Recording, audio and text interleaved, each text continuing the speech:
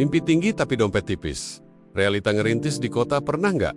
Lo punya mimpi yang tinggi banget, tapi tiap akhir bulan lo harus pilih, beli makan atau bayar kosan. Gue pernah, dan itu bukan cuma sekali. Gue lahir bukan dari keluarga kaya, tapi gue punya mimpi gede. Mimpi yang kadang bikin gue sendiri ngerasa, ini mimpi siapa sih?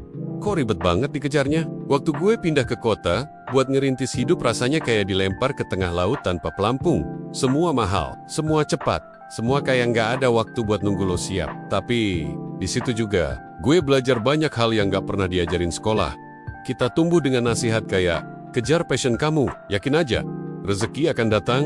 Tapi realitanya, passion nggak bisa bayar tagihan listrik. Dan kadang, yakin doang nggak cukup buat beli nasi padang. Di dunia nyata, mimpi yang tinggi itu seringkali dibenturin sama harga kontrakan, uang bensin, dan pulsa internet buat ngelamar kerja.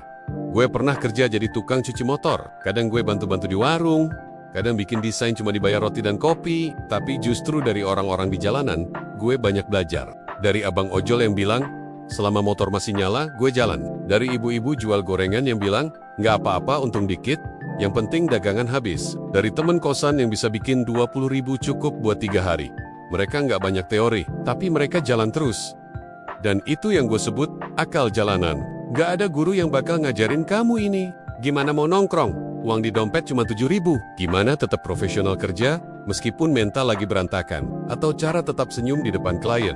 Padahal malamnya lo nangis karena ngerasa nggak cukup. Dan kita semua masih belajar. Ini bukan soal malas atau kurang usaha. Tapi karena hidup kadang keras. Sukses itu nggak melulu soal bakat atau keberuntungan. Tapi siapa yang nggak nyerah meskipun capek? Tapi setiap langkah lo hari ini, sekecil apapun, itu lagi ngebentuk pondasi buat masa depan lo nanti. Siapa yang masih coba, meskipun gagal terus, dan siapa yang terus jalan, walaupun pelan, kota ini nggak gampang. Kalau hari ini, lo masih berjuang, masih mikir, gue bisa nggak ya?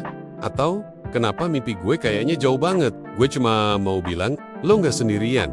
Mimpi besar bukan untuk orang kaya aja, tapi buat siapapun yang masih berani jalan, meski pelan, meski sendirian.